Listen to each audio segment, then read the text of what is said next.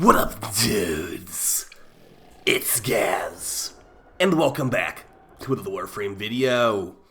So, it's been like a month since the Techrot Encore update, 11 hotfixes in, and I'm finally covering the new Qorvex Augment Fused Crucible. With this new Qorvex Augment, you can basically roll around and move while you're in your ulti. And you can also get basically 200 kills per minute in survival with the right kinds of setups. So we got 3 different builds today, pretty much 2 different builds today we'll be covering. And yeah, these are extremely high investment builds, so don't think just because Qorvex can get a lot of kills in survival, he's actually like a meta frame. He's still Qorvex. And this is also taking some of the extremely rare items in Warframe to make this work in the first place too. So let's get right into it. Before we do, make sure to sub this channel, do daily Warframe video uploads. Got a poll also up as well.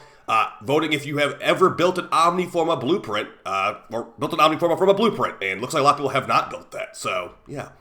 Maybe we'll do a video on that in the future. Okay, so, but first things first, don't got much time today, Qorvex. Let's get right into what we got. Now, as far as what Qorvex is doing, Qorvex ultimate ability is like a chest laser, and unless you use the new augment, you just pretty much are stuck in place. But you could just shoot the laser for a while. With this augment, it becomes a channeled ability, his laser beam ulti, and you just run around and destroy everything, basically. If you use Qorvex's first ability, Chirinka Pillar, it throws down a like a radiation pillar thing that can also chain your ultimate special effects to nearby enemies too, making them explode. So let's go ahead and show what you can do if you want to rock Qorvex. Again, I have 3 different helmets here. I'm going to recommend the best helmets for Qorvex as Roar and Ophanim Eyes from Jade. Those are great because while you're stuck in your ulti, those abilities will stay active. If you don't have the Arcane that is basically required for this build, Arcane Universal Fallout, you could throw on Nourish instead. But again, if you don't have, that's only if you don't have Universal Fallout, because Universal Fallout is a very rare Arcane that comes from the new Elite Temple Archimedia missions. Okay, let's start things first. For this extremely hard to get Qorvex build that's like a lot, really, it's a lot of like endgame loot. Let's start with the Archon Shards that make this all work. So we've got 4 Archon Topaz Shards. These are basically made for frames like Qorvex because they are based on radiation damage. Qorvex is a radiation frame, and all of our abilities do radiation damage. Chirinka Pillar radiation, Crucible Blast radiation. If you did have the second ability, which I don't remember the name of, like group them up. I think that does impact damage actually, but also the Isometric Guard also does radiation. So pretty much everything we have on this Roar build does radiation. Enemies affected by a radiation have increased damage from our abilities, which is very nice, like a little mini Roar. We throw Roar Shards on our Roar. Now, another thing that's pretty crucial for this build is a singular purple Violet Shard. This is going to be a mini Equilibrium, and because of the new Arcane Universal Fallout, this will make us have a great energy economy, even with minus efficiency. But yeah, if you don't have all this stuff, it will not be as good, unfortunately. Yeah, again, like this is some late game stuff, so it's not like Qorvex is actually like meta. I'm pretty much forcing him to be good at this point. So the big thing that we're making this video on, the first point, is this new augment. So it becomes a channel ability, drains energy per second, that ramps up, and it also Chirinka Pillars will chain reaction to other enemies as frozen, mobility is greatly reduced. So basically, the thing that was not allowed before, that they called a bug, but they added back like 2 days ago, is that you can dodge in Crucible Ulti, or whatever it's called. So, before this was a bug, and now it's intended. Now, we're using a couple things to make us actually move and dodge faster. We got the Amalgam Barrel Diffusion mod, which does make you dodge faster. Thank you for whoever pointed out my previous video. Hey, it doesn't work. It actually does work. DE bug fixed it to make it work. We also got the Kratos Melee. Parkour velocity does also influence how far your dodge range is. Now, we're not going too crazy on it. I don't want to like waste Archon Shard slots for parkour velocity, but you totally could if you wanted to go further dodge speed per jump. So, as far as the build here, we've got the Roar build. Now, the third ability of Qorvex prevents knockdown, status procs, and other stuff like that. So if you do have this ability on the build still, you didn't like Helminth off the 3 instead of the 2, you could make sure you don't got Prime Footed on there. I almost put Prime Footed on this build, but thankfully I realized in time that Cutting Drift would be better. So the more range, the better, because the 4th ability is going to do a 22.4 meter explosion on a rad proc enemy. And like you read in the augment right there, the Chirinka Pillars will also do that 22.4 meter explosion as well. So, showing it really quick in the sim, and I'll explain what all these mods do.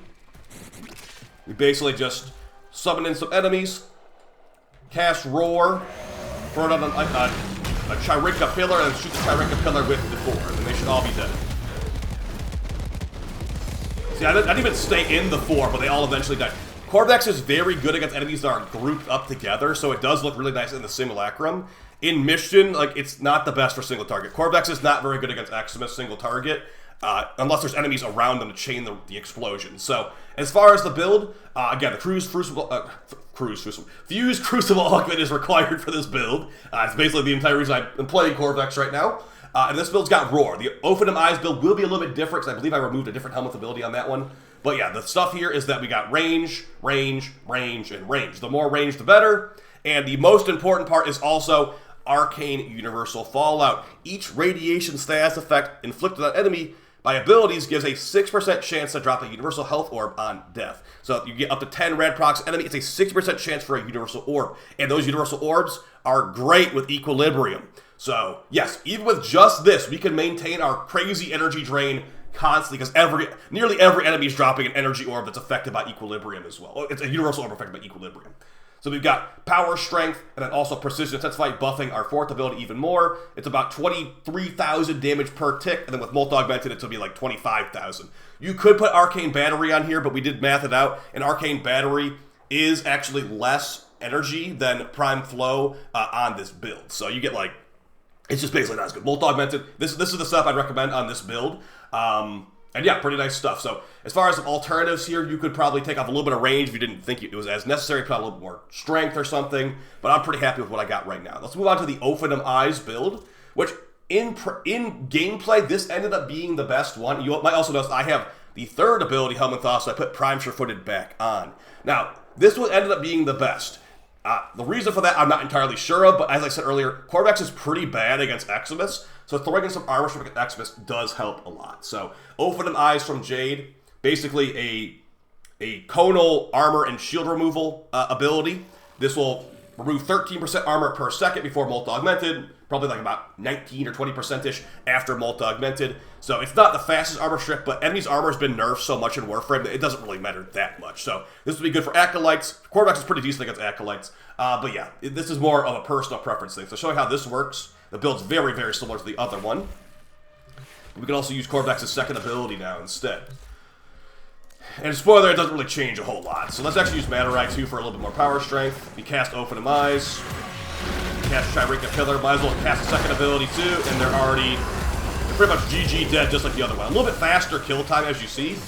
Those guys also were armor stripped for a while. Oh yeah, also another thing. Qorvex's passive is going to give 3 meters of punch through on weapons. So you can get built-in punch-through on weapons that you want to have punch-through on. Additionally, we have the Amalgam Barrel Diffusion mod right here. As I said, this does factually give you more dodge distance. So, dodge speed, dodge distance. This used to be bugged to not increase the distance, but now it does.